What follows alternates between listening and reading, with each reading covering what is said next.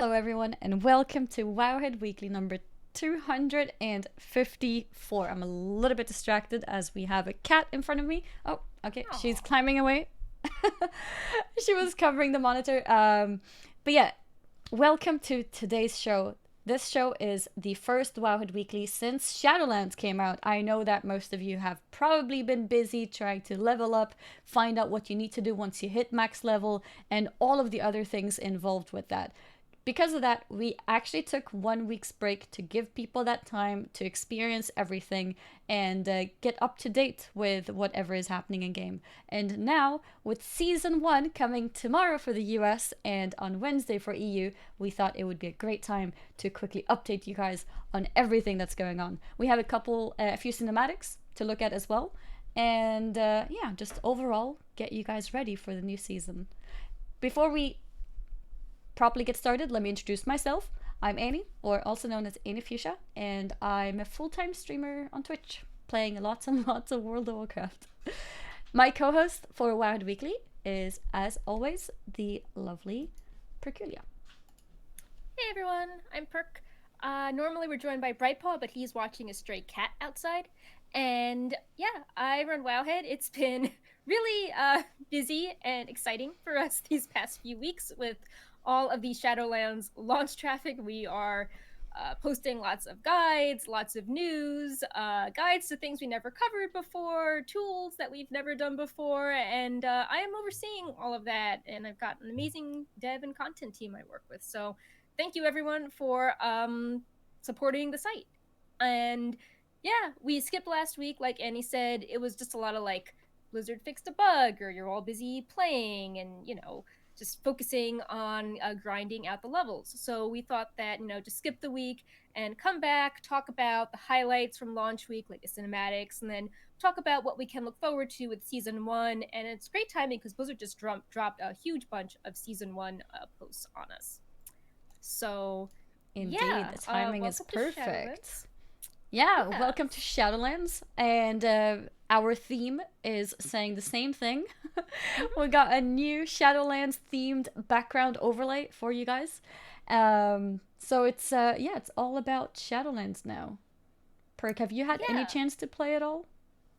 Not the first week, because like that was just like super intense. I can imagine. But I'm actually 57 as of last night, and I'm in Ardenweald, so I'm pretty hyped about that. Yeah, that's awesome.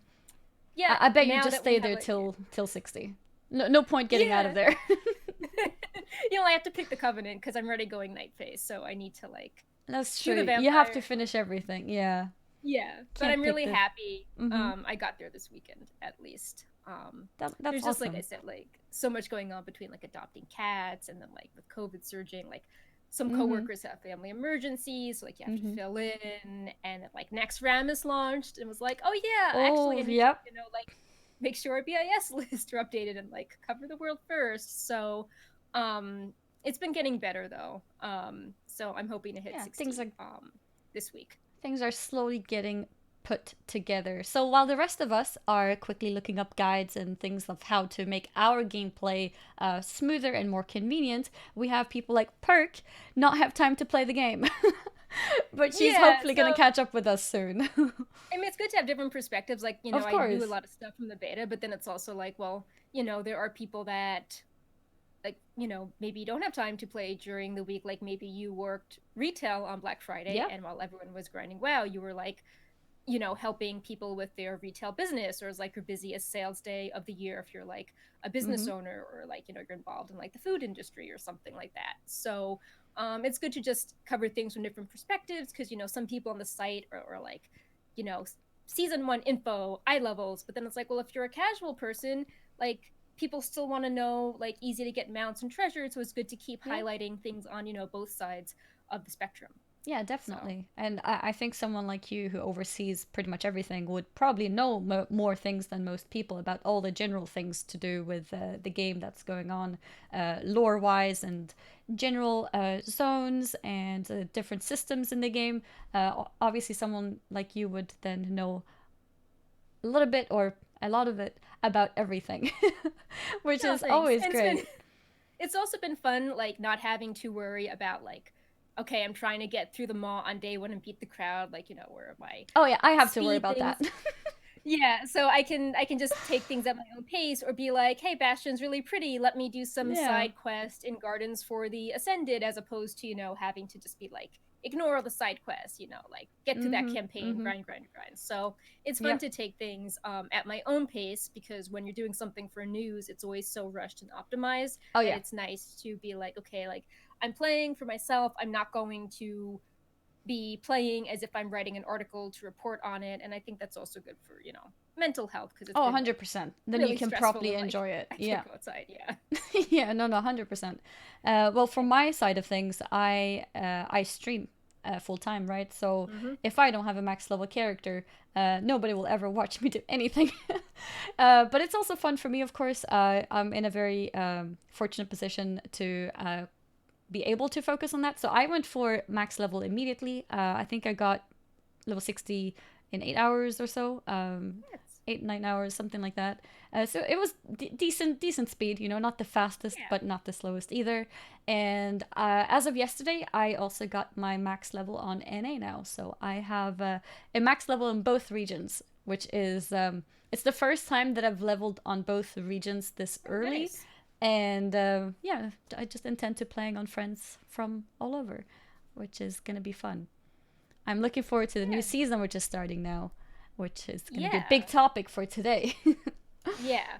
So before the new season, why don't we talk about some of the Shadowlands launch cinematics? We won't be going into detail on every single one, but the ones that were like really hype, we should at least discuss, even if, maybe in the future we'll have like a lore guest on, like going more into a deep dive. So I think we want to discuss the cinematics with Sylvanas first, because there was one that everyone could see, and then we data mined a follow-up that we want to spoiler tag for yesterday, I think. So that's like really on everyone's minds. So they're all pretty short, so why don't we just like play one, discuss back and forth. I think that sounds like a good idea. Oh, I have my second cat here. Here we go.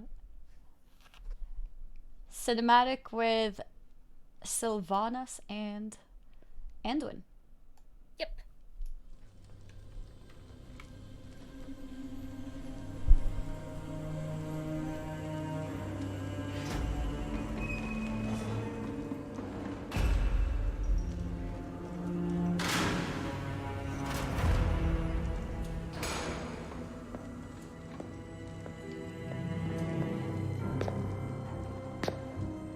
I do hope you've settled in. The accommodations are a bit sparse, I know. Where are the others? Are they safe? Safe? No. I wouldn't say any of them are safe. I am so tired of your games. As you wish. No more secrets. No more lies. You are a weapon we will use to achieve our ends. I will not become an instrument of death. So you favor life? Is that it? That momentary flicker. Every cruel second spent delaying the inevitable in an endless war that you, like every Rin before you, will not survive. You know the truth. Nothing is fair. Not life, not death. So we're going to tear it all down. And what purpose would that serve? Everyone suffers, Sylvanas.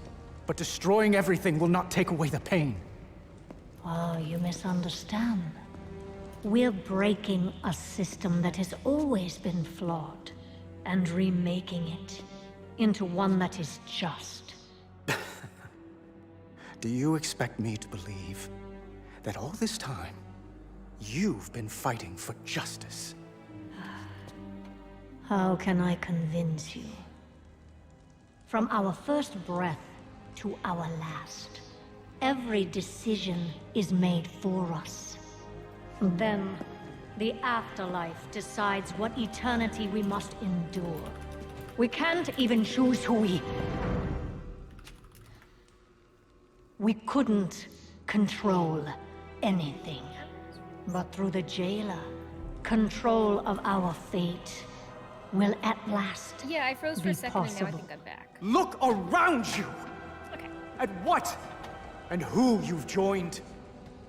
What makes you believe you're not just a weapon to achieve his ends? You have a choice to consider. Join us willingly, or be made to serve. I thought you believed in free will, Sylvanas. We've never had free will, little lion. But that is about to change.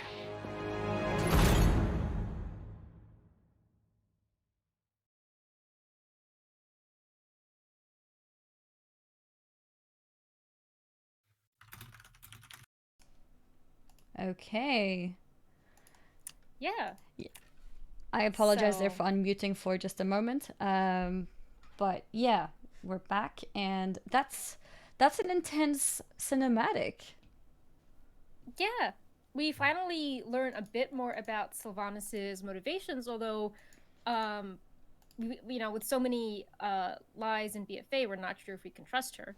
But if we take her at face value, like what does that mean? It seems that she's very upset that life and death was both not fair to her, and she didn't feel like she had much of a choice between, being turned into a banshee and then, in Wrath of the Lich King, it seemed like she was sent directly to the Maw, which at the time did seem kind of unfair, and it seems like the jailer will sort of burn everything down to change this system that she dislikes. But then it's like, well, you are tricking people, and you are doing things like Teldrassil and the Fourth War that are sending souls directly to the Maw, and they don't really have much of a choice in their either. fate. Mm-hmm. So it's hard to you can see why it makes sense why she's very frustrated with her personal situation.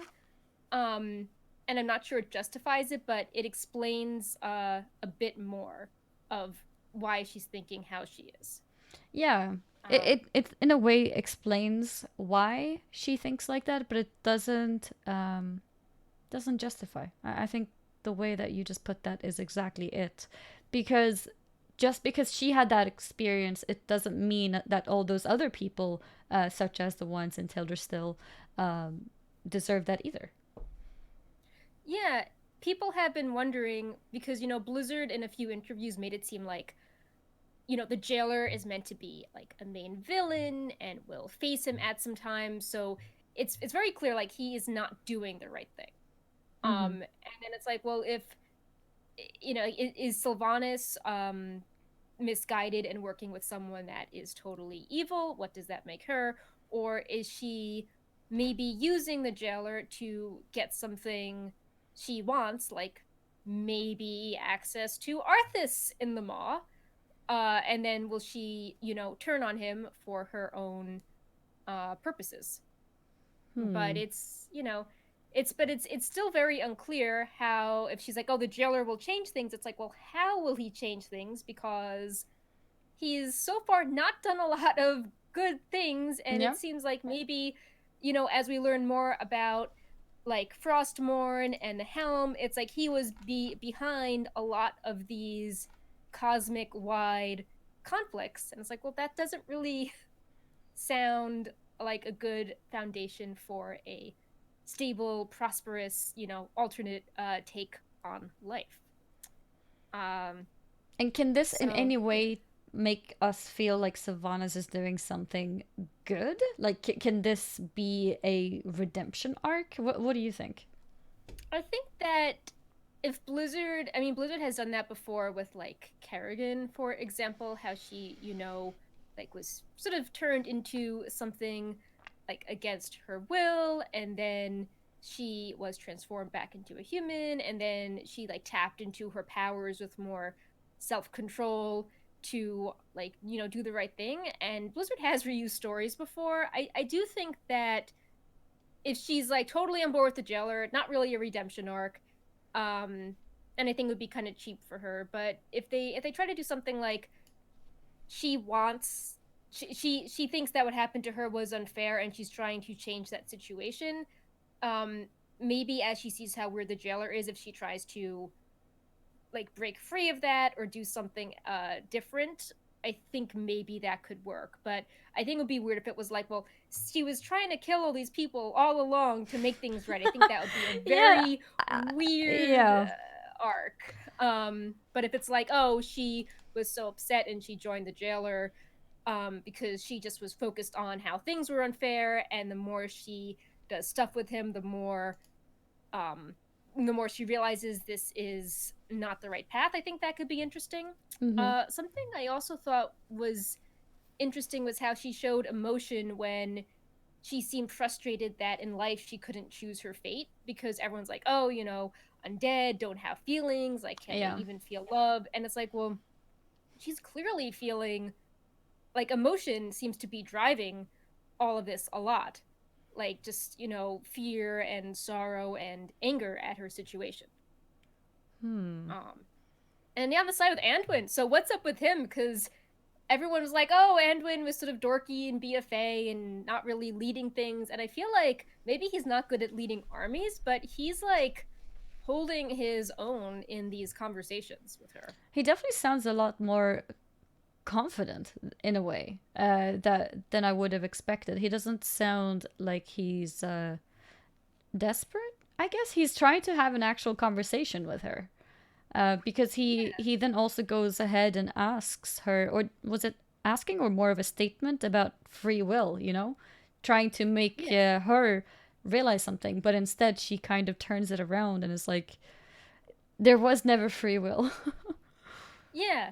I feel though that like, yeah, Anduin in the past I feel would have been more like scared, or like, remember in Legion there was the quest line where he was expressing a lot of doubts being a ruler, and he was upset when he was overhearing people saying he was a bad king, like he wasn't having a lot of confidence. And I feel like when we see him in the Maw and now here, he feels like more in control of his powers and inner faith, and is like sort of staying strong for the greater good. Like he's being more decisive about stuff. Yeah, maybe that's what it is. He still is Anduin in the sense that he's always shown to be very selfless, right? Because if I remember correctly, his first sentence is, "Are they safe?" I think. Was it the first sentence? At least very early. Where are the others? Are they safe? And I think it also showed like strength of character when Sylvanas is like, "Oh, none of them are safe." How he's not like, "Oh, what can I do?" Like, you know, oh, like he's just defiant, and he's like, "I'm tired of your games." Like, he's just cool standing up to her, while I feel like when you put Anduin in a leadership position in BFA, he's like wishy-washy and like trying to say the right thing to make everyone happy, and his actions aren't like, no one is happy. You know, the whole like battle of Dazar Lore and Darktor, like no one was happy how that turned out. But I feel like in this like one-on-one situation, he is very much like, this is what I believe in, and like you're not acting in a just way, and like I care about everyone's safety and, you know, free will, and I'm not going to be baited by your, you know, insults or, you know, means to make me feel bad. So I think we're going to see some more cinematics with Anduin, because his model got a big update in Shadowlands. And like, yeah, he's wearing the same armor, but he's like has a lot more resolution on like his face and body, which can convey more emotion. And I think you are really seeing this in the cinematic with all the facials. Yeah. So Sylvanas got update too, right? Yeah, I mean, well, she has the new outfit, and I know when we interviewed the art team, they were talking about how they went through several different versions of her outfit, because if you use the Maw colors, it all kind of blended together and there wasn't contrast. So they were trying to do more with like shadows and accents to make her stand out. And it's true, when you actually zoom in, now you can see how she's got like the purple contouring on her face. And it's like, well, purple isn't a Maw color, but when you have that on her like cheeks and nose and like the eyeshadow, and then you have like the details with the skulls, like it makes her she almost looks very maternal in a way. She looks like very pretty and serene as she's talking to Anduin, so it's very, I don't know, she looks less angry than BFA, and maybe Yeah. maybe it's meant to be that way. Like maybe she's meant to. It's She like, looks she's more at mature. yeah, it's like she looks at peace and confident. It's like, you're saying really scary things, Sylvanas. So I also think it's in the next cinematic we'll show. It's hilarious when you actually see her standing next to the jailer. Like normally.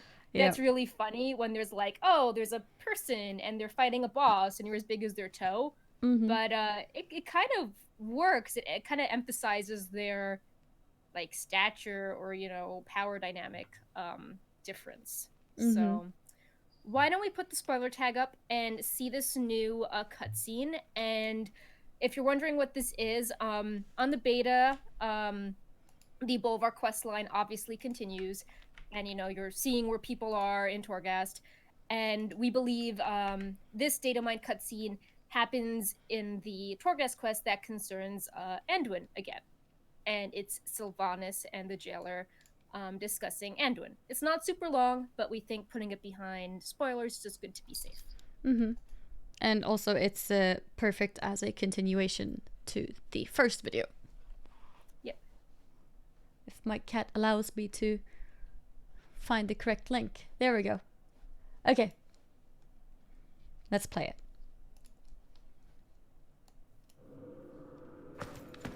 All that matters is we now possess the necessary instrument. We must begin its preparation. Leave him to me. You've seen what he is capable of when he believes in the cause. A measure of patience may yield superior results. Very well. We have our weapon. Now, we shall hone it.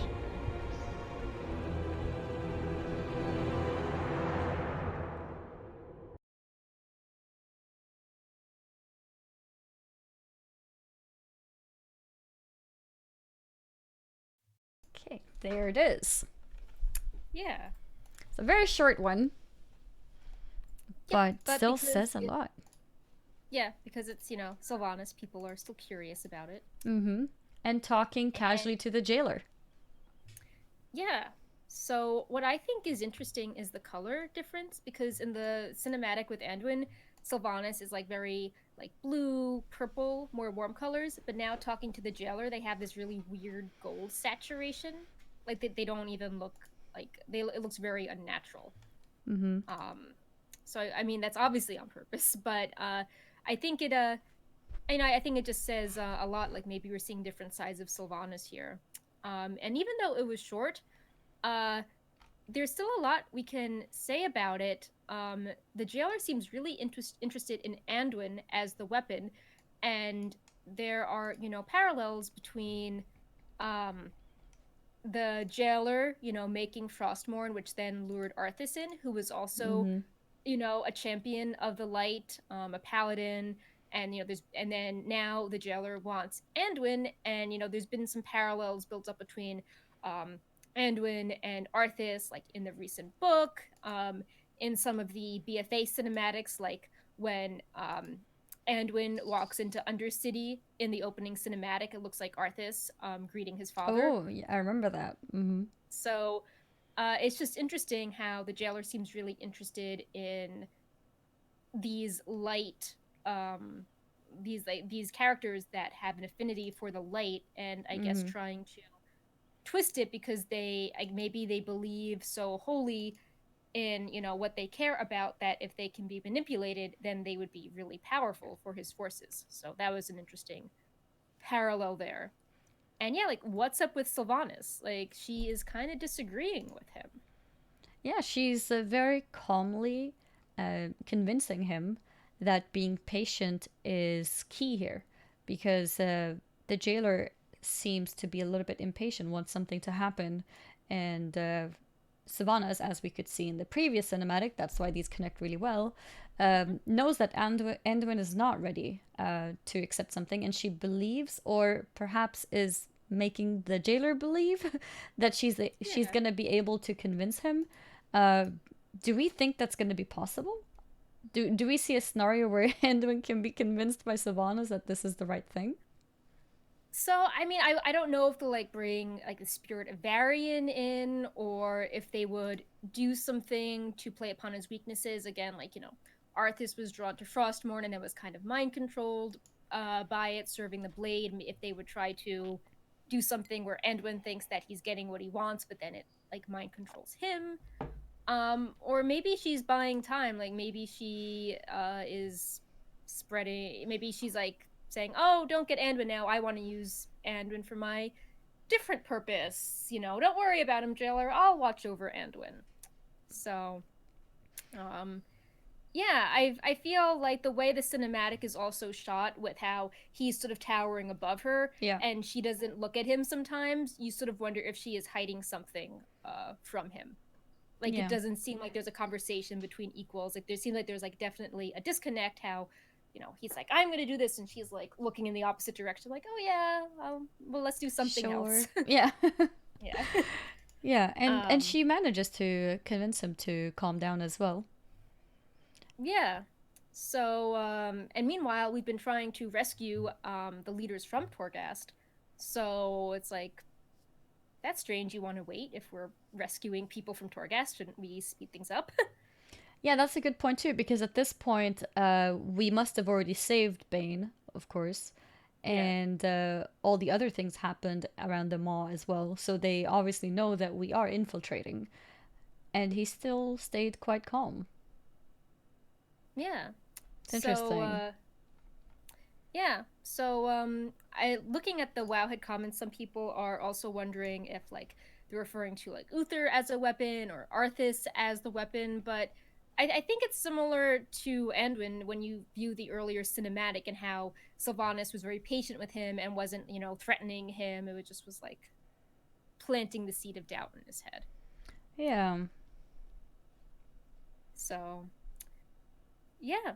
Why don't we highlight a very different character and we can take the spoiler tags off? Sounds good. So, spoiler tag off. So everyone else is welcome back. Nothing more to worry about. We will look at another cinematic, which was in the game in Ardenweald. A character that we met and were very upset about in the Legion. Yeah. And there's even some speculation with a line she makes following the cinematic. Mm-hmm. Let's check it out together. Yeah.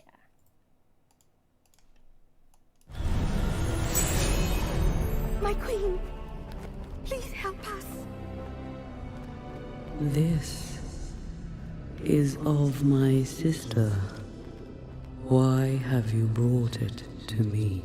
This one is slipping away. Our duty is grim. Many have been lost. Why would I save her pet? Those who have dreamed by its side awaken with a joy and peace that whispers of wonder. If she dies, then all that is Emerald dies with her. Some must be sacrificed, but some must be saved. If we forget that, all that will remain will be empty shells and sorrow.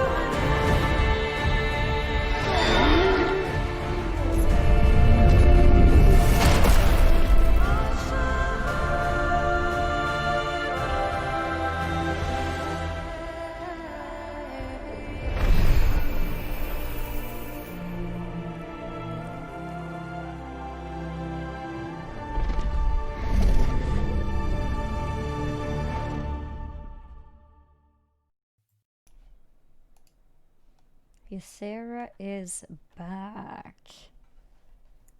Yeah. So That lots was of, yeah. that was really touching. Go Mhm. ahead if you want to say something. I think a lot of us were really upset after what happened in Legion and sort of reliving it and coming to this point of her being back with us in a way, in a new way, was really touching, and the whole environment around it was beautiful.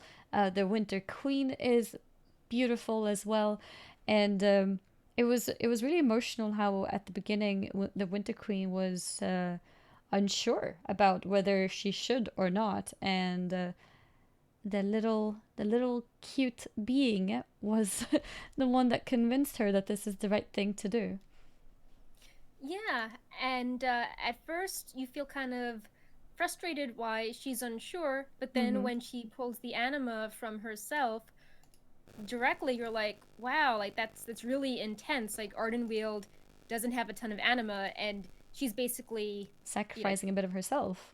yeah. So that's really really intense, and it's also not just the cinematic, but when the build up to it, how along the way we've done so much to save the wild seed, and we actually live the really sad Legion quest from Ysera's perspective, which is, also like it's really upsetting because it's this beloved character, doing something against her will, and it's also really intense seeing it from her perspective Mm-hmm. as well. Mm-hmm. And then yeah, of course, when she actually ascends, it looks really similar to Legion, when like Elune brings her up into the sky with the constellations. It's like a reverse of Mm-hmm. that. Mm-hmm. So that's cool. There's been like so many sad things when you level up in Shadowlands of characters being lost or betrayals. And it's really nice to see this one working out, especially with how sad Afterlives was with Ursak. Mm-hmm. Um, Indeed. And there's been some very interesting phrasing or words references here by the Winter Queen that maybe you can give us a little bit of light yeah. on. Because she mentions sister and pet. And you guys had some speculations on that. So what were the Yeah. thoughts around that? Yeah, so at first when I heard it, I'm like, why is she talking about a sister? Mm-hmm. And then I'm like, is this like Alexstrasza? But it became clear that she is talking about the Winter Queen's sister. And there's a data mined line when you click on her too much where she says, do you have a sister mortal? You are certainly as vexing as mine. And everyone's like, well, Mm-hmm. where's her sister? And there's been some speculation that maybe it's Aonar because the Titan Aonar blessed Ysera with the power of nature, but we think that, like more casually, that Elune makes sense because there's a lot of parallels between Ardenweald and the Emerald Dream, and even Teldrassil. How there's both this a very vulnerable tree, um, and we don't.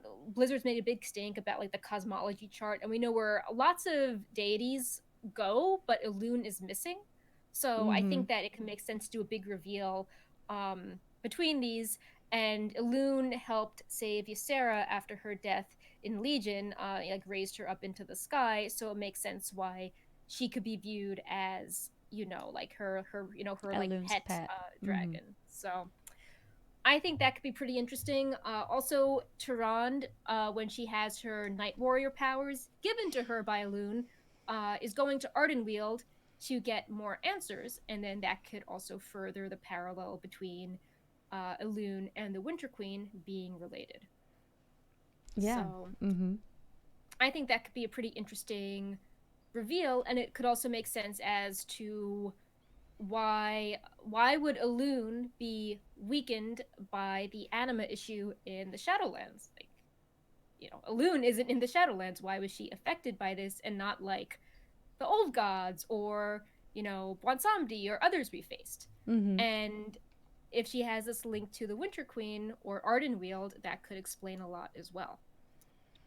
And also with the Winter Queen doing this, do we think that she's potentially giving up a part of herself that we might witness her Yeah. towards the end of the expansion maybe become too weak to continue? Do you think that's a possibility? I think it's definitely a possibility, because she talks about how now she is Ysera is now bound to the realm of Ardenweald, and Ysera has to share its fate. So that seems like a lot of pressure on the Winter Queen. How, she needs to spend some energy protecting herself, because if Ardenweald falls, all of these souls could now fall as well. And that's a big deal, because normally when a soul goes to Ardenweald, they can regenerate and go back to the Emerald Dream at some point. But Ysera cannot. She's like soulbound to the Winter Queen. Yeah, I think that's interesting, because could that perhaps mean that Ysera would take a bigger role in Ardenweald in the future, especially if the Winter Queen is not able to do anything anymore? Yeah, I could see that. Also, if she seems like on bad terms with her sister, or like estranged, maybe she would need to reconcile with Elune or whoever the sister is in order to save the realm moving forward. Like if you've also played, if you start the campaign, the Winter Queen does not really seem happy with Bwonsamdi as well, and maybe she's had a lot of bad things happen to the realm, but maybe she needs to also have some character introspection and look at characters that she can trust and get aid from as well, because it seems very stressful to essentially be like carrying around the lifeblood of your zone within yourself. So, it seems like she needs to delegate some help, get some outside help to keep the cycle going. It definitely sounds like it. It feels like a special place that Ysera has gotten with this. I mean, we recently saw Ursak was not given a similar treatment. He was accepted, right? To have his fate, and Ysera was decided to be brought back, and there must be very good reasons for it. Yeah. So also, Ysera seems very saddened to hear about Teldrassil and wants to help Tyrande, so she could be another link as well in the process of like rebuilding Teldrassil or helping Tyrande understand the powers of the Night Warrior. And then swapping gears for our final cinematic before we talk about season 1, it's a good transition. We wanted to highlight the cinematic where we see Sire Denathrius in Revendreth and get the big reveal tying what's going on to Castle Nathria. Yep. Let's jump into the cinematic. Here we go from peaceful, emotional, beautiful to action.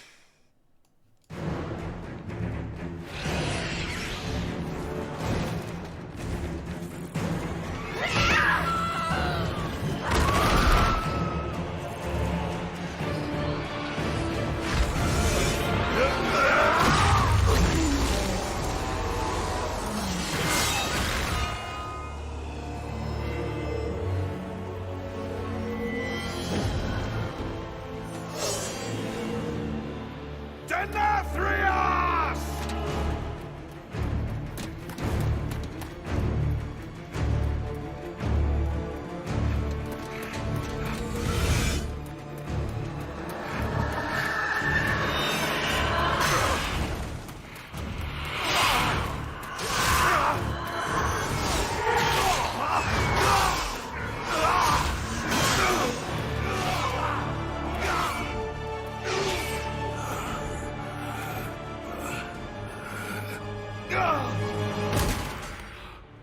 This was your valiant last stand?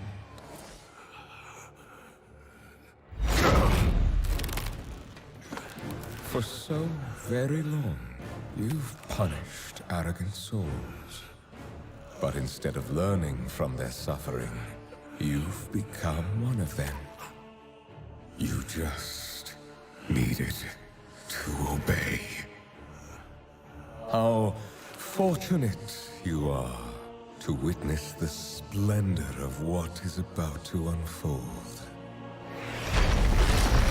Every precious drop of anima, so painstakingly wrung from the tortured souls of lesser beings, now paves the path for the Banished One to reclaim what was his.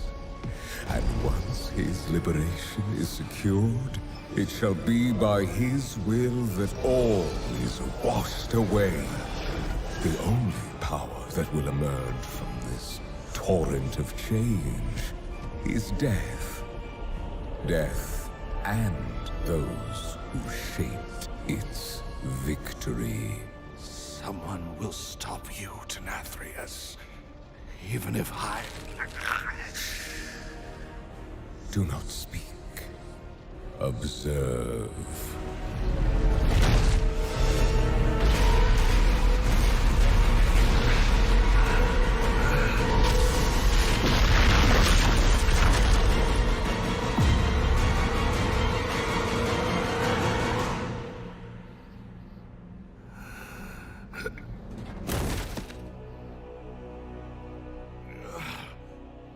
Remember this lesson.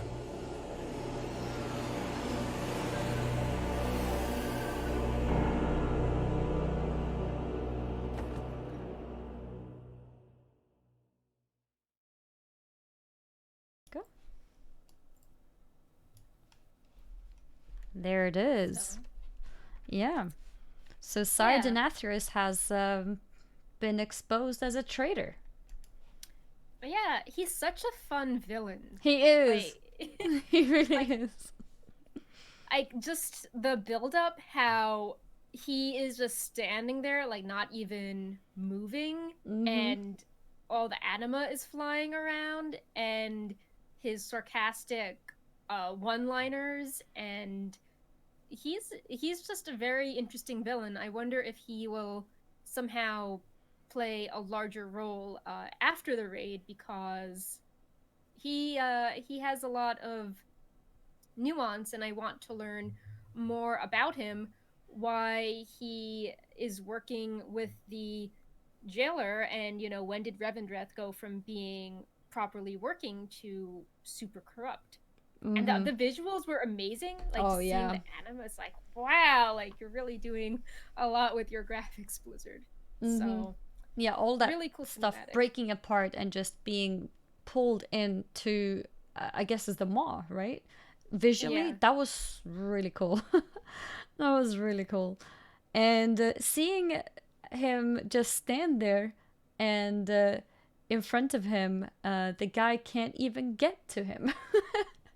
He's not even lifting a single finger or anything. He's just standing there, and he drops right in front of him.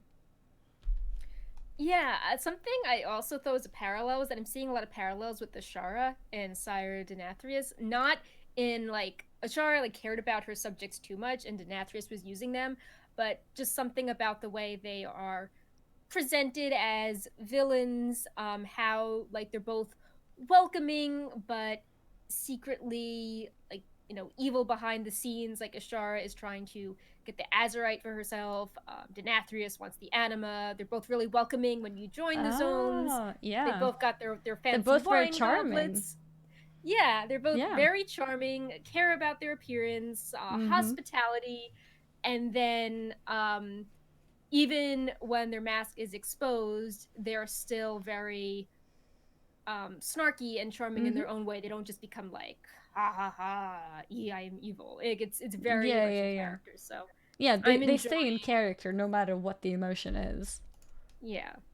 So I think both interesting characters, and I feel like Denathrius has done a lot of stuff for him to just kind of go poof as an early raid boss, but even if he does, like, I feel like we've had a lot more build up for him than we had with other bosses at the start of a raid tier, like Gahoon, or even, Xavius. I feel like he's gotten a lot more attention. Yeah. Yeah. And if he was the guy that was funneling all of the anima, I'm sure that even if he does go away, we will continue to learn more about why he did that. And we've mentioned that book before, Enemy Infiltration, that is by his, like, ruined, laboratory, and it's talking about how he's, like, working with all these, demons, to have the like cosmic wide war, and I think that's definitely going to have to be addressed at some point. So maybe we'll just continue to learn more about him, even if he's not around. In the raid itself, after you defeat him, does it say that he's dead? Well, we're not sure because on mythic difficulty there is something about like mirrors. Okay. And we haven't seen a ton of characters like totally die in Shadowlands. Like even in Maldraxxus, it's like don't kill the construct. Like their souls still exist in the construct. They have to stay alive. Or there was another kind of spoilery cinematic. I won't get into it, but a character that seemed to be a villain was taken away to be judged in the maw. I mean, you don't know if Denathrius is like, oh well, like maybe Denathrius is going all Kael'thas, and it's like death was only a setback. I actually sealed myself away in like this magical sword, or like I'm one of the jailer's buddies. He took my essence and now I'm back, or we channeled Anduin's light to cast Mazrez on me, type thing. I feel like the idea of death has been complicated so far now with Shadowlands. Like when I die in Shadowlands, I'm like, I'm dead, but like not. Yep. And even other characters, like we had Nathramas as well. Like Tyrande killed him, but it doesn't matter because now we're in the Shadowlands. Yeah. We helped him get to his queen. So everything feels kind of complicated in terms of understanding what actually happens with people's fate when they die, or can you even call it die? It's interesting. It's like the rules are all flipped around and we don't exactly know what they are yet. So I'm kind of just waiting to hear more about the story to see what's gonna happen with everything. But yeah, I think Denathrius is a really cool villain. I like the lore. I like people speculating that they don't know if he's like a Nathrezim or like some sort of elf, or what's his origins. Revendreth has obviously been working just fine for a long time, and the Anima drought recently started, so was he always working with the jailer? Was he waiting thousands of years? Did something recently convince him to go rogue? He just seems really fascinating. So hopefully we'll learn more. Yeah. Yeah, that is a great transition into talking about Shadowlands Season 1, which features Denathrius's castle, Castle Nathria. Yeah, the first tier of the expansion, the first raid, Castle Nathria. The raid is not available straight away with Season 1, or never mind, it is. Don't listen to me. Yeah, Mythic is not. Mythic is not. LFR. That's what I meant to say. Mythic is not. So if you're somebody who is following the competitive scene, then you will want to tune into things in 1 week when the Mythic doors open. But the raid itself will be out on normal and heroic difficulty. Yep. Like we were saying, how it's unusual that Sire Denathrius has so much buildup behind him for an early end boss. What's also unusual is that there are more bosses than expected for a first raid. There are 10 bosses total, and normally there's 6 or 7 from the start. Yeah. So it's bigger than expected and seems to have more buildup leading into it. And that also extends then, to the loot and the armor as well. So when we talk about loot, it's not just like, oh, they all drop stuff. It's like, well, we've got legendaries that drop from the raid. We've got conduits that drop from the raid. More bosses means more fun things. There are weapon tokens that you turn in to, your Covenant quartermaster, and you get a Covenant specific appearance from them. So I think we've got a little slideshow of some of the transmog, which we can show. And we wanted to highlight this because normally the first raid transmog is not really exciting. Like, Uldir had those kind of sorta Titan, but not really sets. And Emerald Nightmare was just a repeat of Nighthold. But Blizzard has really gone all out with these vampire theme sets that seem a bit more distinctive than what you expect from the first raid of an expansion. We're showing the And, cloth yeah. set here, and I'll jump into the leather set as well. Yeah. Ooh, it showed the mythic version straight away. I'm not a big fan of the cloth Aw. set, honestly. But I do like the I leather like- one, especially the mythic version. I like the cloth set that is white and gold, but that's the elite PvP. So, And then we have a Yeah. mail set here too. if you're like, this is cool, but I really want class sets, Blizzard has stated in several interviews that class-themed tier sets are returning in the future, and they've been working on the art for it. So you get the best of both worlds in Shadowlands. And here is plate. And as Perk mentioned, in terms of weapon drops in the raid, they're not really weapons, they're weapon tokens, and you turn them in at your covenant, which means that your weapon will be themed after what covenant you have chosen, which is really interesting. It's the first time that we Yeah. have something like this. I mean, it definitely matches your Covenant armor sets really well, and there are 2 tints, one for Mythic and one for the other difficulties. But a lot of people from other Covenants are like, well, I've got this vampire armor now, and then I've got this, flower staff from Ardenweald. Like, how is this gonna work? So if you're worried about transmog, just a quick note, the Covenant feature activities, like the Queen's Conservatory or the Path of Ascension, you can get weapons that give off the vibe of each zone. They look like the ones you get when you level up in Quest, different tints of them. So you can get some Revendreth themed weapons from the mini game, no matter what covenant you are. If you're like, I really want a cool weapon to match this set, but I'm, Kyrian, and everything is like, like gold and white and angel. It's like, I'm a Death Knight, I'm not a paladin, okay? I don't want to use this. Right.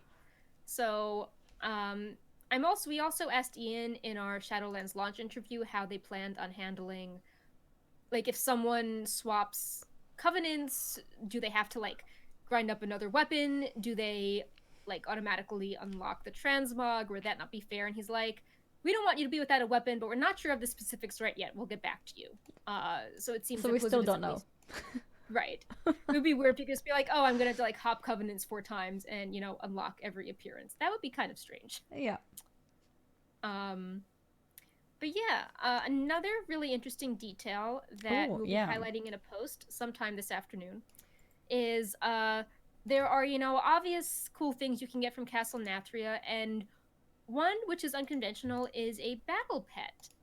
We've had battle pets a few times as like raid drops from different difficulties, or Tomb of Sargeras, I think it was the meta achievement reward, but this is really different because you can get Sire Denathrius's talking sword, Remornia, as an epic drop from Sire Denathrius, but we think it's like tied to a special difficulty because the data says that it's epic, unique, and can't be caged, so you can only have one of these. Yeah. And And yeah, like this normally doesn't it's happen. like, yeah, like normally it's like, oh, you can get this from, you can farm several of these, and then you could have like a team of 3 Shaw droplets from, For example. yeah. But this is a lot of people are very curious what this means. Maybe it's from heroic and up, or maybe this is a mythic reward Yeah, instead maybe it's mythic of a only. mount. Yeah. Because there's no special mythic mount, which makes sense. It normally isn't for the first tier, but maybe this is what they're doing instead. Yeah, I do feel like Blizzard has put in a lot of content and effort and things into what the first tier is with the new expansion. Like when we started with BFA, everything started quite bare-boned. Like there wasn't that much things in the game, and right now there's so many things everywhere. So I wouldn't be surprised if they would put this as a... So they might not have wanted to put a mount straight away into the first tier, as they don't normally do that, but maybe a unique and epic pet, which is non-cageable, so you can't sell it on the auction house. Right. I think that could make sense, and at the beginning it's normally very difficult for people who are more casual to even get a mythic kill. But as the tier becomes, older and new tiers come in and you get better gear, it's normally easier for even a bit more casual guilds to go back and clear it on mythic, and then you could perhaps get your hands on one of these. It does seem really special. Yeah. They also added in this sort of last minute drop to Denathrius called Most Regal Signet of Sire Denathrius, and the equip is reduces the rate at which you incur the Eye of the Jailer in the Maw, which also seems like people would be interested in that. Maybe you don't care about the pet, but maybe you want the ring for your, Venari and Maw stuff too. Mm-hmm. So, but yeah, and also I think this pet will probably be OP at the beginning. Every cool new pet is always really strong, and then it gets nerfed. I wonder if it will talk to you as well, because it's a talking weapon, and it would be fun if it whispered, kind of like Xalatath, keeps its commentary going, and the Revendreth style, so very sarcastic. Yeah. It says, the flavor text is Remornia has been exposed to Untold's amount of evil and sin and will siphon power from any available source to fuel its desires. So it might be fun if it's like, sucking anima up from corpses, or like, encouraging you to like go on or do something bad. Like, I need this, like go over here. But yeah, it's epic. So I'm curious what interesting things it's going to do. Yeah. It's going to be interesting to see where they decided for this to be a reward from. Yeah. And then we also wanted to highlight some of the other season 1 things.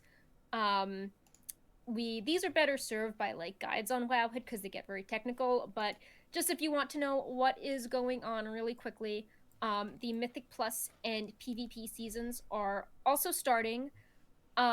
Blizzard, as usual, has made a post documenting how stuff you do the first week is capped, and Mythic Plus, and it's not as high as the rest of the season, but it does start tomorrow. Torghast layers 4 through 6 are open, which is kind of a big deal because there are more sources of soul ash from the higher layers, and that means that you can get 970 soul ash per week in Torghast, as opposed to, like 610. I think I did the math right. And we don't know if these layers opening also means that there will be more Torghast quests, because they also give you soul ash. So, we'll have to see what's up, but at least you will be getting, more soul ash just from these 3 more layers. Also, when it says Torghast layers 4 to 6, it would still be only in the 2 wings that are open, right? Yes. So everyone gets in. So there's 2 wings open, but you can do 6 layers in those 2 wings. Because currently, in the past 2 weeks, we've had 2 wings open both weeks, and within the 2 wings, we had 3 layers. Right. Yeah. So this goes up to 6 layers, still 2 wings. And we haven't seen all the wings yet, and different legendaries drop from each wing, so you may see some legendaries available if there is a wing up we have not encountered yet. Yeah. For example, if you play an Affliction Warlock, your legendary might be in one of these layers. Yep. Or in one of these new wings. What is up on Wowhead's front page in Today in WoW? We have a Torghast Wings section, so you can see what's up, and if you click on the zones, it will take you to a list of legendaries that you can get from those areas. We also get to earn more renown for more upgrades for our Covenant. I think this week we get another story chapter, and then 2 Soulbind upgrades. I know last week had the cloak and getting a new soulbind, so this isn't as like dramatic, but every week you're gonna get something, no matter what.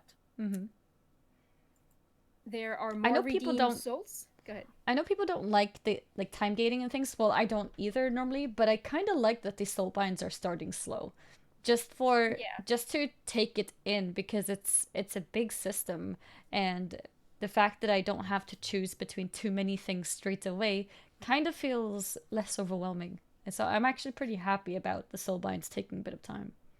Yeah, I've heard a lot of feedback from people that the endgame grind doesn't seem as stressful as in the past. Like there's no equivalent of, you know, spamming island expeditions, and that there are things you can do, but it feels a lot more manageable.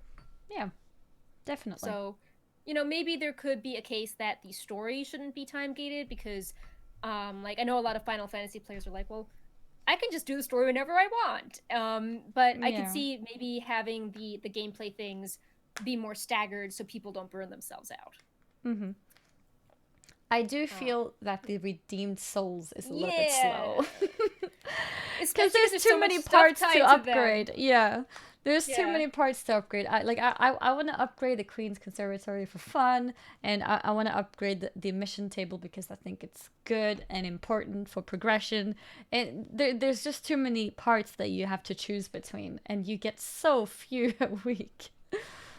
Yeah, I know when we were writing our guides, we had to update them a ton when the expansion came out because Blizzard at the very, towards the end of beta, changed the values. So maybe like the values changed, but then the amount you got every week didn't change. But yeah, we have a lot of people being like, is that it? Do I only get 5? Like, I want more souls. Like, I don't know. Do I not upgrade? Do I not get my fun activity so I can instead put it towards like progression? And I feel like, I mean, some of like all that stuff is so fluffy. I don't think it would hurt to have it available earlier. No, like, that's the thing. I really don't think transportation network. Like that's going to keep people playing. Like people are sad they don't have flying at launch. There's no flight master's whistle. It would be great if the travel networks move themselves along. Or it's like, for sure. Do we really need to lock, you know, cosmetics from the feature game behind this time gating? I don't think so. You know? I really don't think so either. And also, I've got 1 redeemed soul remaining now, I think. And then I'm gonna get 5, which brings me up to 6. I can't do anything with it. Yeah. So I can't upgrade anything. And so I'm just sitting for 1 week, just smiling, looking at it, and that's it. Yeah. The next thing we already covered, more legendaries and conduits available. This is not just from Torghast, but also from the raid opening. And as a reminder, Blizzard, I forgot to put in the notes, but they hotfixed the legendary drop rate to be better as you do higher level mythics. So if you are doing a dungeon and you aren't getting what you want, now that's an interesting thing. If you're doing the dungeon and you don't get what you want, if you do it at a higher keystone, it has a higher chance of getting it. Which is sort of the whole debate of, did it make sense for Blizzard to put some of the legendary drops on bosses that were at the end boss? Because on one hand, it's rude to leave before a run is done, but on the other hand, Blizzard has seen just how like player behavior, you know, goes between LFR and other pugs. So should they have tried to mitigate that by just putting the important stuff on the end boss? You know, like, you know, how? What do you think of that? Yeah, it's I think I'm okay with things being at the very end of it, because it does feel more complete in that sense. Nobody will leave early, but yeah, I can understand how it's kind of difficult to decide what is best, because you have to consider all players playing in different ways. Some people play more casually, some people play more hardcore, and it's really difficult to find that right balance that works with everyone. Yeah, and like you don't want it to be like, oh well, like we can't trust our players to be polite, so we'll just assume people are going to do like be antisocial. But it does seem that since like this isn't a mount, this is more like, you know, min-maxy, like someone wants to farm their best in slot legendary power, that if something is so important and it has a low drop rate, maybe predict this type of behavior and just put them at the end boss and have things more like cosmetics. Like I know Mist of Tyranid Scythe has like the flower crown and other fun things. Put those things at the earlier bosses, but put the thing that, you know, people are in danger of like min-max or spam farming, put that at the end to sort of curb people leaving groups and those issues. Yeah, I do think at the end of the day, with the reality of a lot of people actually just pugging and being pretty casual players, I think putting it at the end does make the most sense to make sure that people still get their full raids done.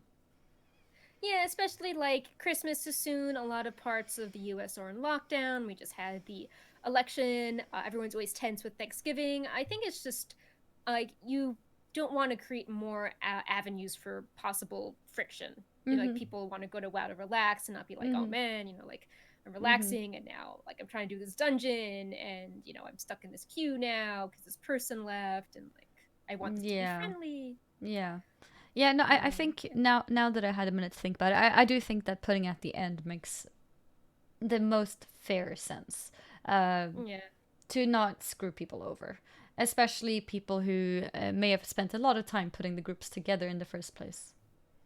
I think there's also with some bosses, some people can solo to their boss, and if it's early enough. And I think that if you had things at the end, it could just be more even for people that you know need the group to get to the end. So it's not like, oh well, I have this on, like this is really easy to get to, I can just solo this as my class and like I don't even need a group. Yeah. Because another issue is then if you get your thing early and then the group struggles a bit later on and then you realize like you don't actually have anything important to work towards, why would you stay? You know, if you have to make a decision on I don't know, making it to the grocery store in time or something. And then you'll definitely go and prioritize getting to the grocery store 30 minutes earlier. Right.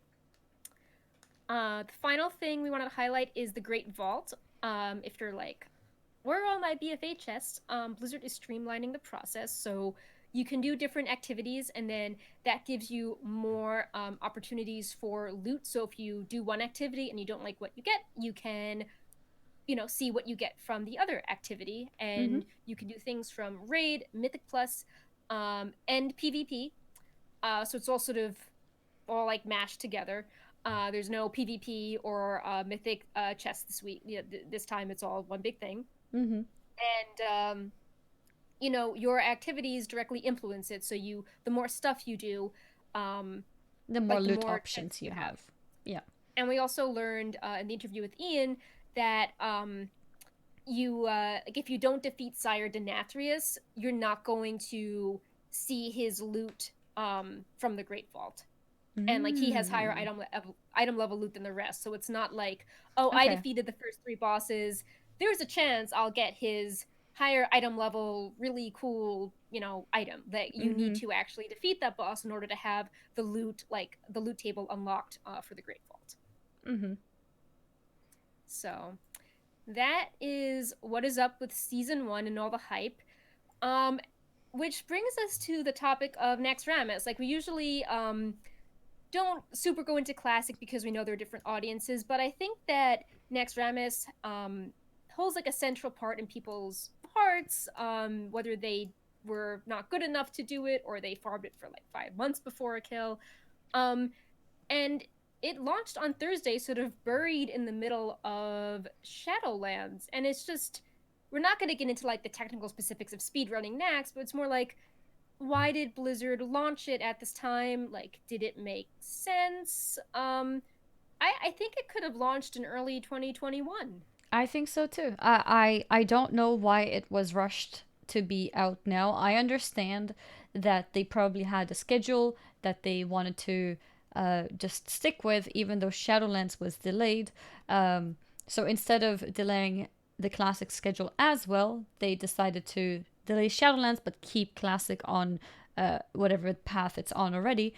But given the fact that it's the last raid tier and everyone, or not everyone, but a lot of people played Classic with anticipation for this raid, and now kind of being disappointed that it's in the middle of other hype and other topics of interest for a lot of World of Warcraft players, feels very strange. What's the point of rushing something if there's nothing new to expect after that except TBC? I mean, could it be that TBC is so soon? Could that be it? Yeah. I mean, it's confusing because I feel like it could have tied in really well with Shadowlands as, we've seen the zombie invasion on, you know, live, and now we're gonna spotlight the zombie invasion on Classic, and like all of you complained that it was like nerfed on live, so you're gonna see like hardcore zombies. And it felt like Blizzard was making some changes to make Classic more accessible, but it's like they also didn't do enough, because yes, they extended the invasions, but you know, it's still coinciding with a lot of season 1 content. Or they made some next changes, but I know a lot of people were hoping that there would be, I don't know, maybe disable world buffs, like they were disable world buffs, or have weird Nax difficulties to extend the life of Classic, and it seems that isn't the case. And it's like, oh look, you know, Nax fell over in 2 hours, and I feel like the nostalgic hype train kind of got lost along the way, and they could have done more to, you know, if they're already changing Classic in some ways, you know, change a few more things to make it more difficult, or for the people that are hardcore, or more accessible for the people that stop playing Classic for a year and want to like check out what's new with Nax. Apparently, they might have stealth buffed Nax, is what a lot of people are saying. Unless people just remember wrong. Obviously, this is just rumors. But a lot of Classic players are saying that it's a lot harder than it's supposed to be. And that's why a lot of guilds are unexpectedly actually struggling with the raid, which was interesting to hear. But at the end of the day, now the world first race for that is over, and was a few days after the racing to level 60 on Shadowlands. So it's like now the hype is gone. Leveling race was faster than Nax. So like even if people thought that Nax was slightly more difficult than private servers, it's like in Classic you farmed Nax for months, but like, you know, in vanilla. But in Classic it just fell over in several hours. And I know people were hoping like, well, maybe there could be like a leaderboard reset, or, you know, Classic Season 2, or, you know, world buffs don't work in that. Like, just because, you know, everyone like gets the world buff and then they like log out, and then it's like a very strange way of playing. Like, you purposely don't play to maintain your world buff. Apparently there was a guild that had logged out for, 2-3 weeks because of picking up the Darkmoon Fair buff, and then they wiped in the second trash pack or something. Yeah. So they lost it all. I just feel like, you know, Blizzard is talking about like very precise things to keep things in the spirit of Classic, but it's like, is that in the spirit of vanilla? Like in vanilla, it was like a huge deal to get all these buffs, and many guilds didn't even have all these buffs. And I don't know, I just feel that Blizzard could have maybe not done Nax right now, and instead spent that extra month to, if they're already going to tweak things in Nax, like they added a teleporter, they changed how the invasions work, you know, if they're already going to tweak some things, I mean, maybe do something to extend the popularity or life of the game. Yeah, I mean, I think the least they could have done is at least give it its own hype time. Even if they won't change anything, they won't make it harder. And at least let it have its real own time for when it's just Nax being talked about. Because I think it could be quite interesting as a topic of its own, that a lot of guilds are actually struggling. Not every guild is immediately clearing everything, which has been the case for every other raid so far. This is the first raid tier when there's a considerable amount of people who are not going to clear in the first reset. And I think that's quite interesting, but nobody cares because Shadowlands is here. Yeah, something else which was interesting is that they released a trailer, but it was like really a bridge too.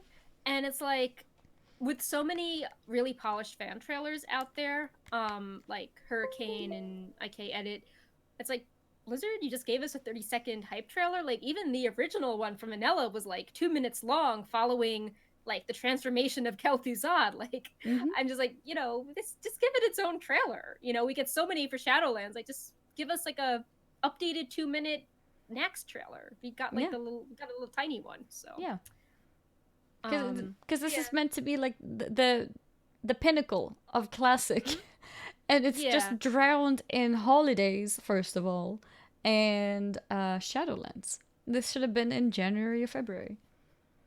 Yeah, so maybe Burning Crusade is on the way, but a lot of people still just really like playing Classic, and like maybe they don't want to play Burning Crusade, but they want to keep, you know, speed running Nax, or start over, you know, fresh or play like a version of Classic that has different gear options available. Like, maybe they want to do AQ without, phase 6 class balance and, phase 6, like itemization available. So I don't know. I think that I hopefully Blizzard will learn from this, because I feel like Classic was super hype train unexpected, and then it just like dwindled very quickly. Like the highs were really high and the lows were really low. And hopefully Blizzard can like do a post-mortem and see, even if they didn't predict this, they can try to figure out why this happened and learn from that if they do Burning Crusade.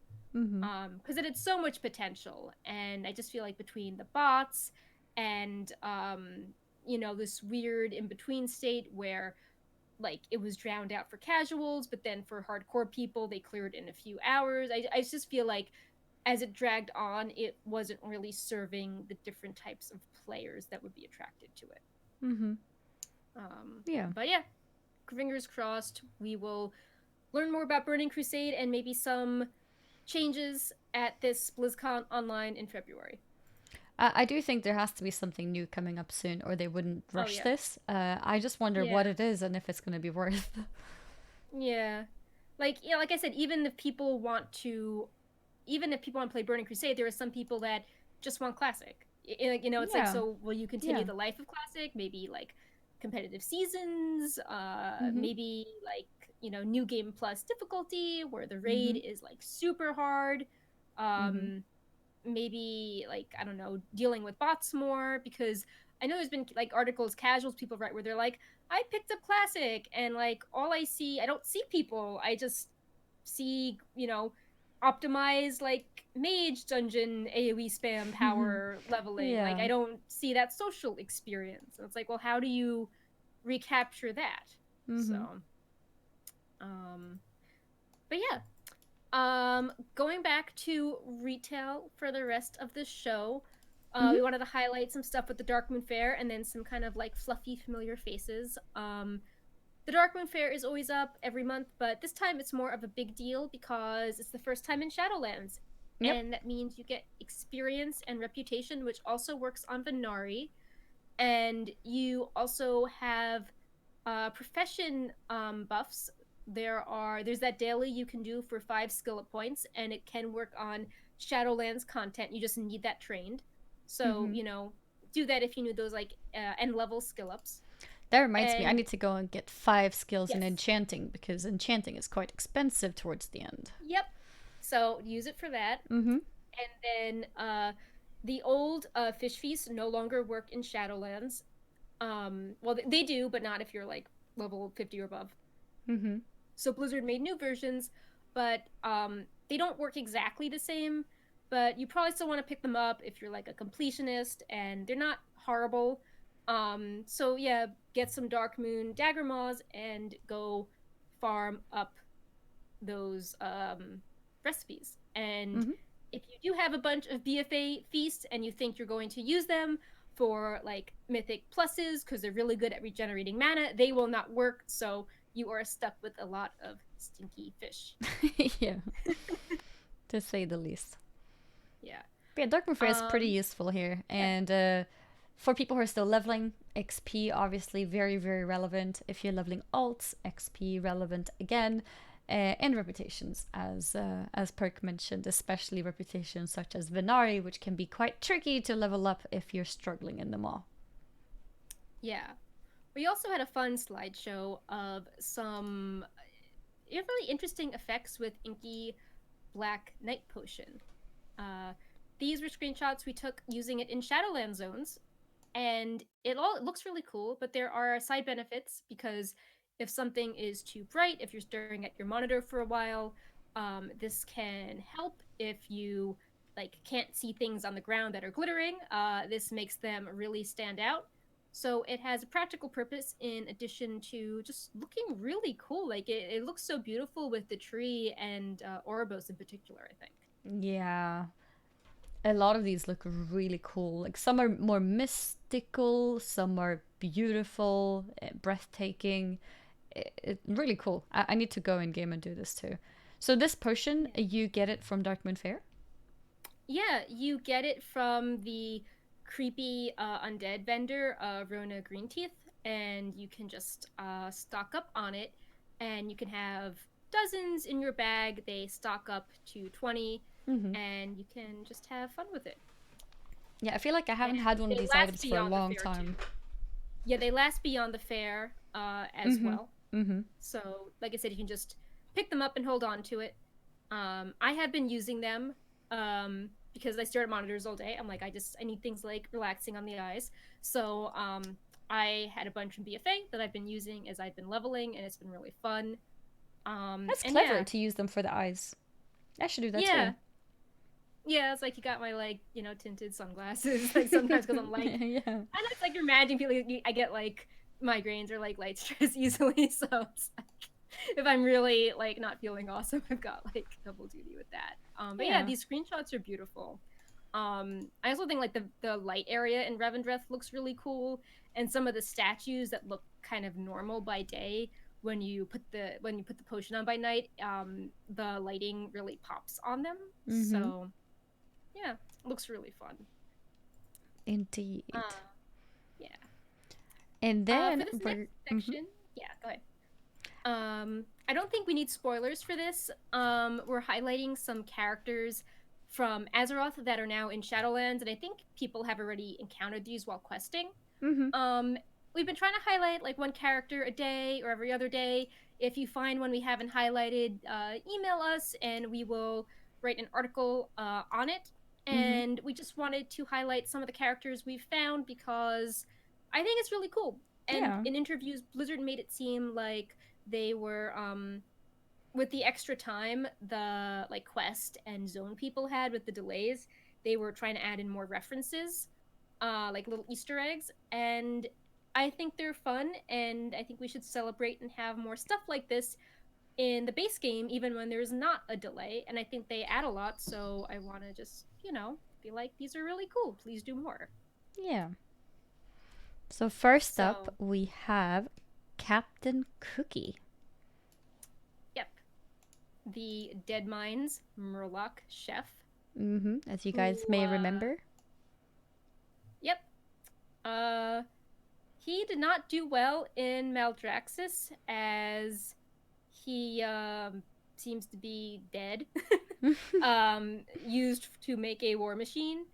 And yeah, he doesn't, he seems to be some sort of like weird undead geist ghoul. And he's next to a lunch pail that you can loot for some really gross food. And yeah, he, I guess as like top chef, he had a real sense of like order and discipline on the ship. And maybe that's why he got sent to Maldraxxus. But it doesn't seem to be doing too well in the afterlife. It does not, definitely. No. As an Ardenweald example, we wanted to highlight Volkar, which was super sad, similar to everything in Ardenweald. Yeah, everything in Ardenweald is so emotional. I know. It's so in classic Darkshore, you help the bear Grimclaw rescue his master Volkar, and then in Cataclysm, with Aberdeen destroyed, we try to save Volkar, but we are too late. He dies right after he knows that Grimclaw is safe.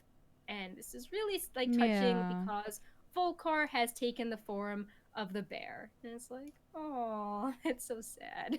Yeah, and the whole environment just sitting there. Yeah.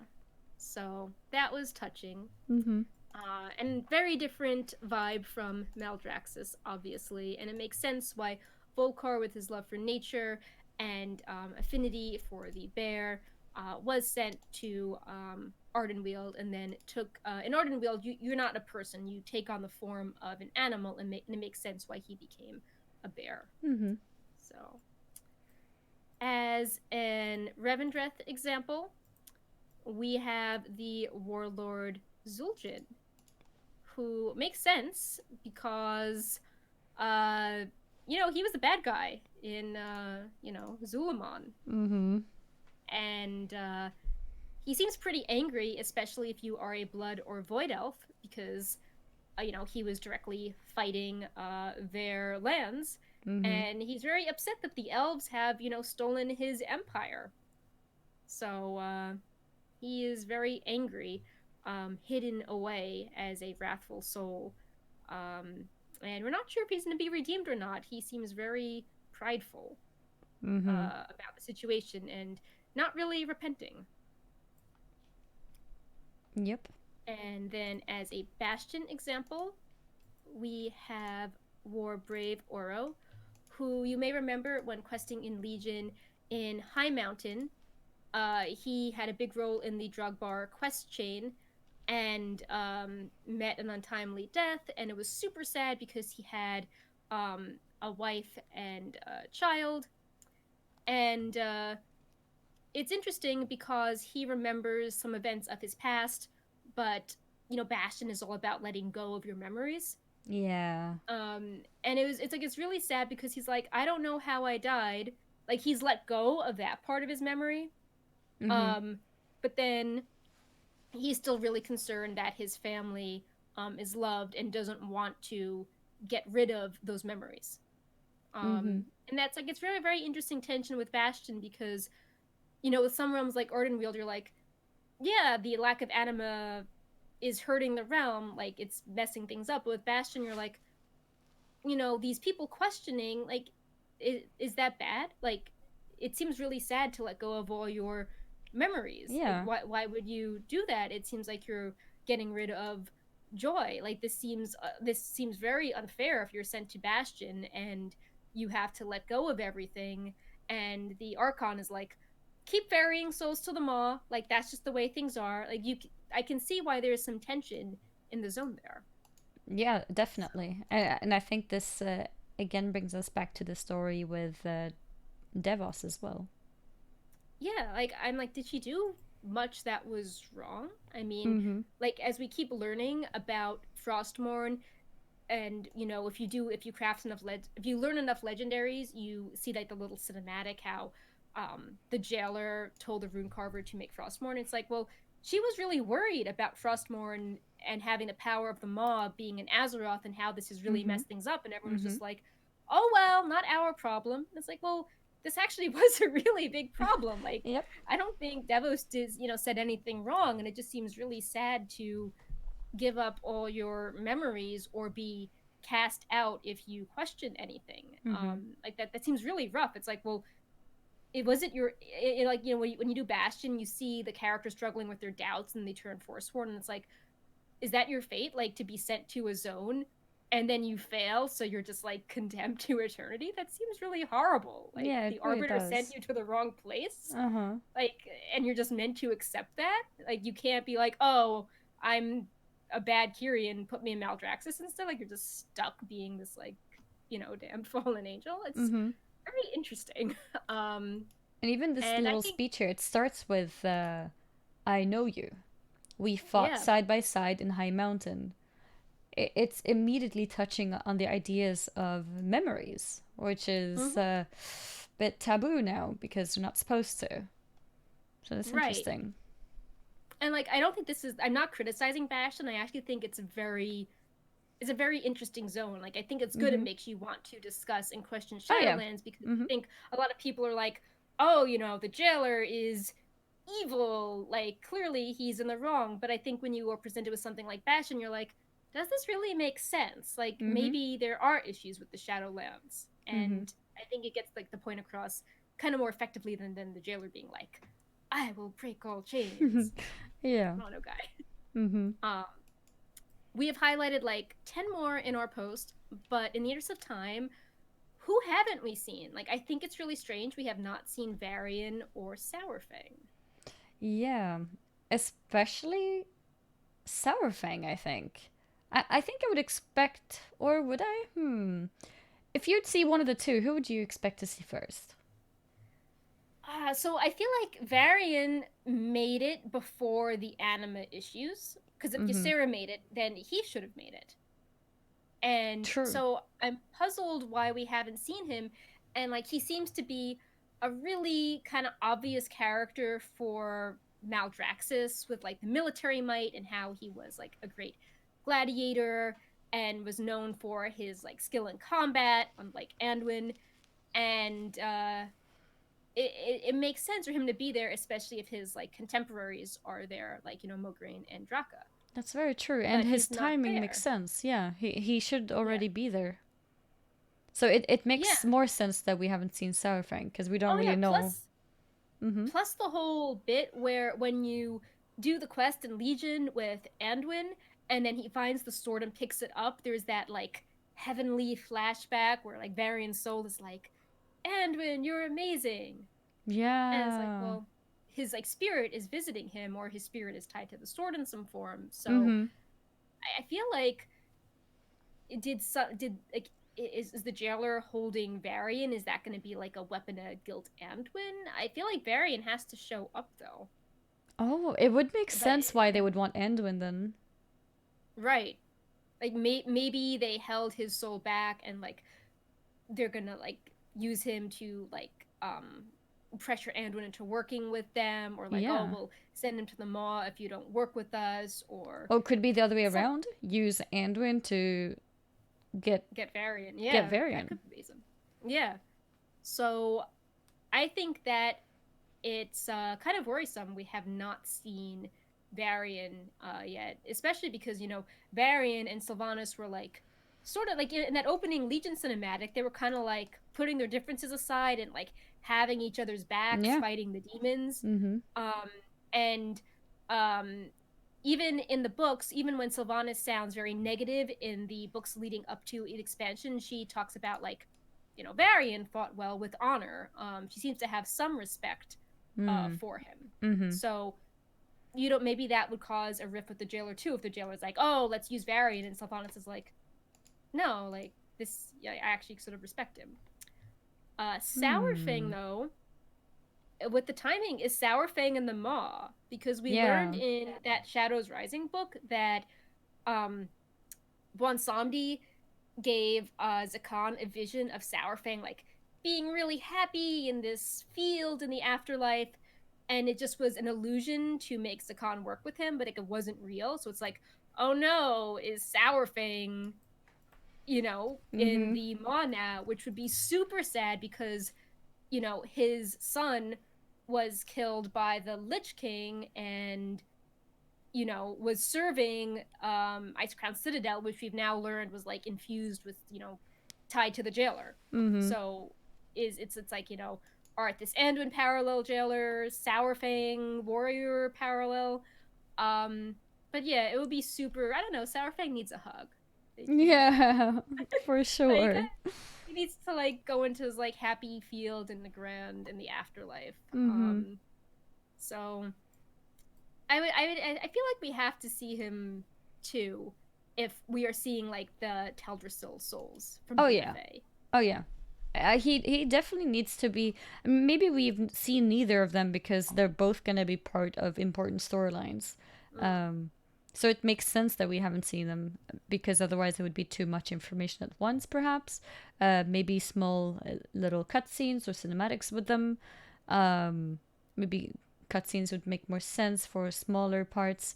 But I think Saurfang will be important as well, because the whole war in Tyranda's head is still ongoing, right? She still wants the revenge from Sylvanas, and that ties Saurfang in as well. Maybe they will end up speaking to each other. Yeah, I also think that Saurfang, this just totally went out of my head. Oh yeah, the story with Thrall is going to continue because people were asking, hey, Thrall's mom is around, will Thrall reunite with her? And Blizzard said that story would continue in a future patch, and Saurfang was instrumental in bringing Thrall out of retirement. Saurfang was using Thrall's weapon in the battle against Sylvanas, so I feel that if Thrall's story continues, it makes sense for Saurfang to show up again as well.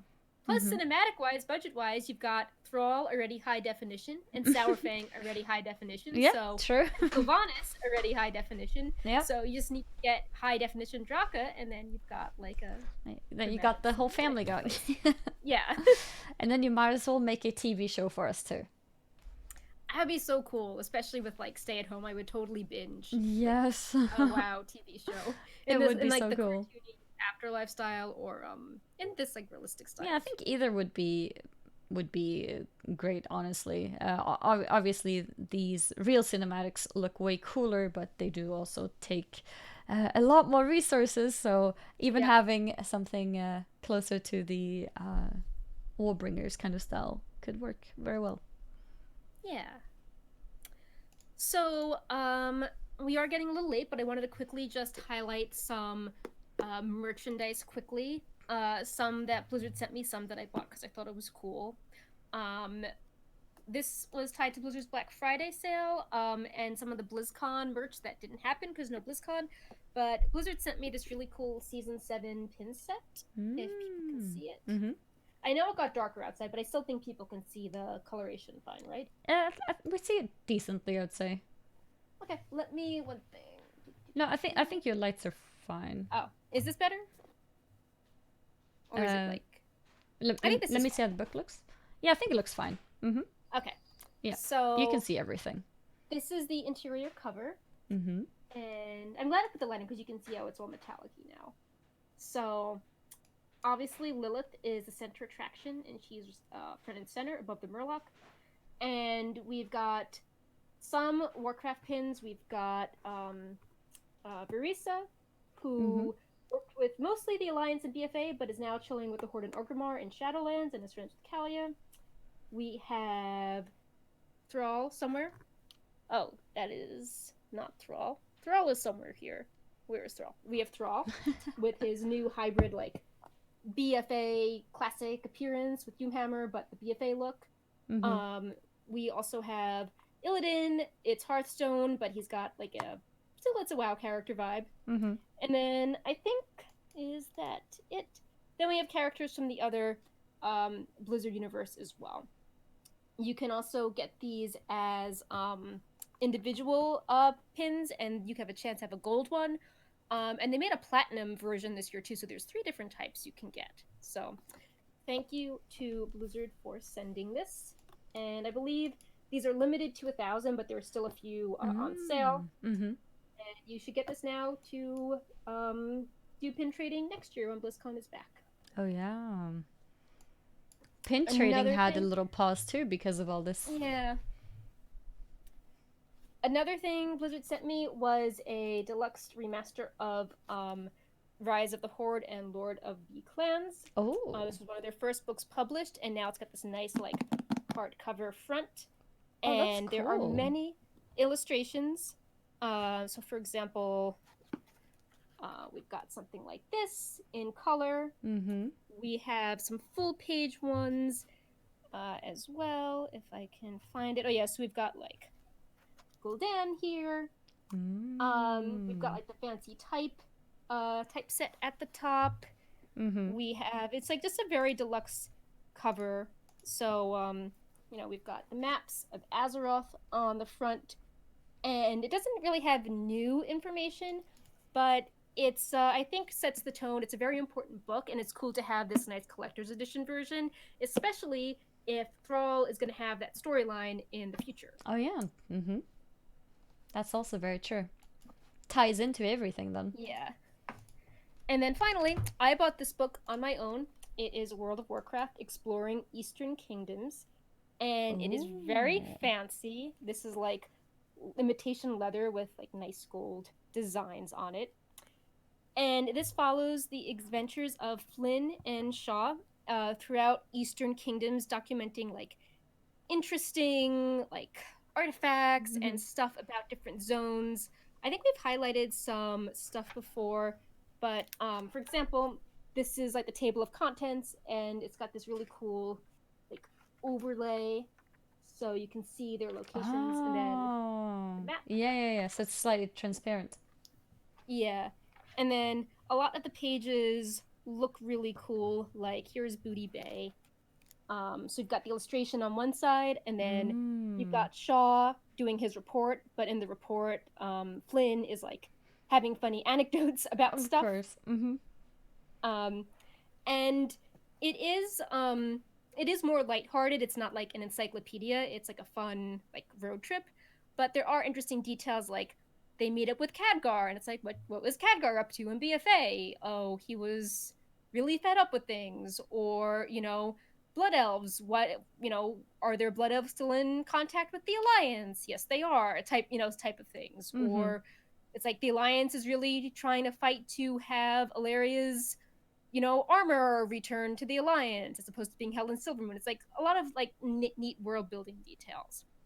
I won't spoil it, but if you are Alliance, you might know that there is the lighthouse by the docks, and there is an unnamed grave at the base of it.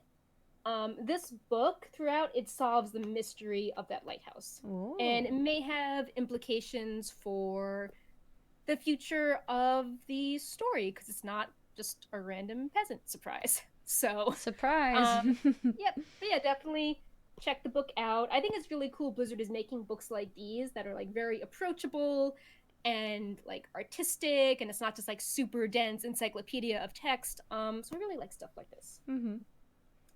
That's cool. And then I think for the very final thing we want to highlight, did you see something or?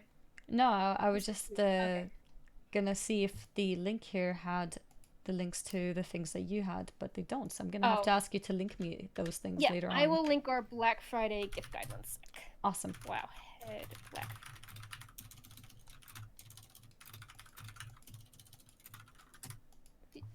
There we go. Putting this in the notes quickly. The next thing, which is then related to types of merch, you could say as well, is that the cover of Folk in Fairy Tales of Azeroth has been revealed. So we have a picture to show for that. Yeah.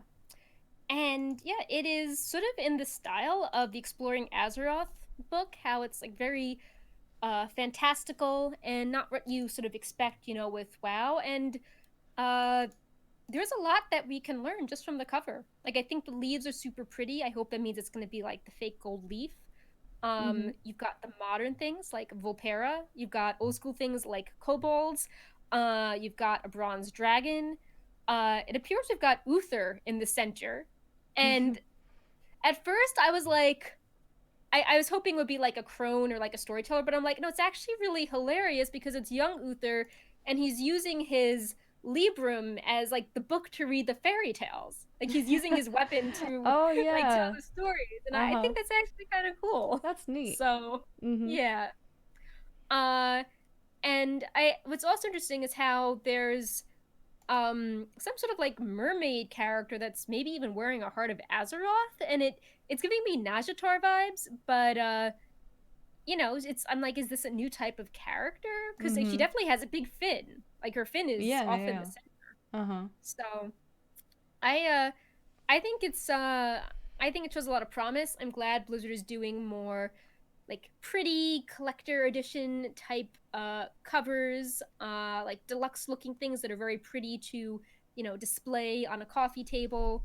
And the characters included are really all over the place. So if people are concerned that maybe this book will only cover like the orcs again, or like the Alliance or the Horde, I think it's cool that they've included characters you can't even play as, because to me it hints that we're going to see a lot of fantastical stories. So I'm pretty excited for this book. It's coming out in April.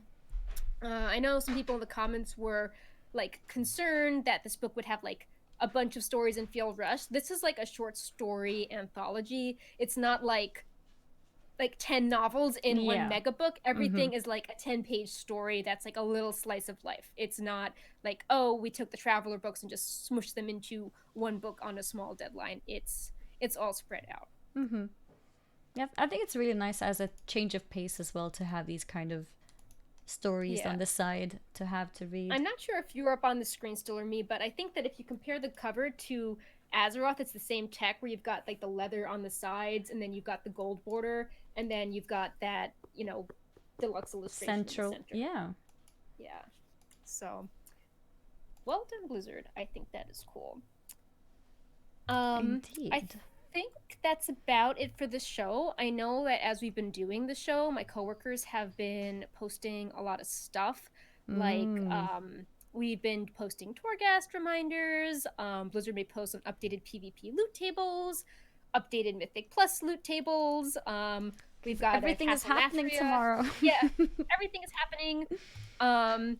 We, as usual, have a bunch of like raid guides going up, class guides. Have a really fun article on Covenant choice popularity. We've done our style on like a Shadowlands DPS rankings. That's trying to be like more positive and highlight how each class can, you know, shine and get a gold star in Castle Nathria as opposed to F tier.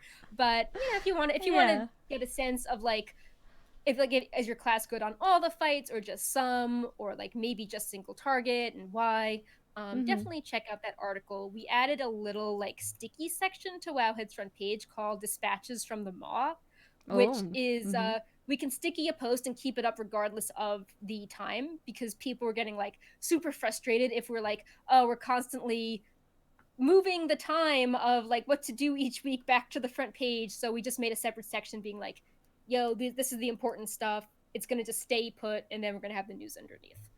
Gotcha. So that post and the raid guides are stickied, so you don't have to worry about those falling off the front page for a bit. And I also really like Dispatches from the Maw, because when Google translated, it's like there's some really funny translations, like breaking news from hell. So I'm like, yes, I like that as a title for Wowhead That's exactly what it is. But yeah, I think that's about it. Yeah, I think that is just about it. I'd like to quickly give a shout out to the people who have resubscribed to the channel. We have Taylor with a 10-month resub, Aegis with a 35-month resub. That's almost 3 years. And Aldermere for the fresh Prime subscription. Thank you guys for supporting Wowhead here on Twitch. The show is on Twitch live. We are live right now. Except we're not if you're watching this later on YouTube. We are live on Twitch initially, and then we take the VOD up and upload it to YouTube, so anyone who missed any part or everything can have a chance to watch it over there. Especially if you want something in the background, but you didn't have time to watch it when it's live. It's always nice to have it for later on. If you're like doing your like Maw dailies or something, and you want to have like us in the background, you can do that. So. Yeah. We do these shows weekly, and it's perfect as a background sound thing just to keep up to date with everything that's going on. We try to pick the most important things. We base it on what seems popular on Wowhead, and also what we ourselves feel is quite important when we play the game ourselves. That's why we try to always give a little heads up for people. For example, hey, Darkmoon Fair is up right now. You should, you know, get your XP and reputation buff, because that's useful. But if you hear me going, no, Brightpaw, you should definitely alt-tab back in, because that means he's probably doing something really cute on the stream. True. You sometimes get to see cats. Yeah. Speaking of which, he's still watching the cat outside. Maybe I should bring the cat in. That was so funny. So. Both you and I just went like to the side to see if we could see our cats. Yep. Good cat moms. Oh, okay. We have one cat here. Yay. I don't think she'll stay, but maybe she'll say hi. Do you want to say hi, Maya? Yeah. No, she doesn't want to. She's like, human, why are you carrying me right now?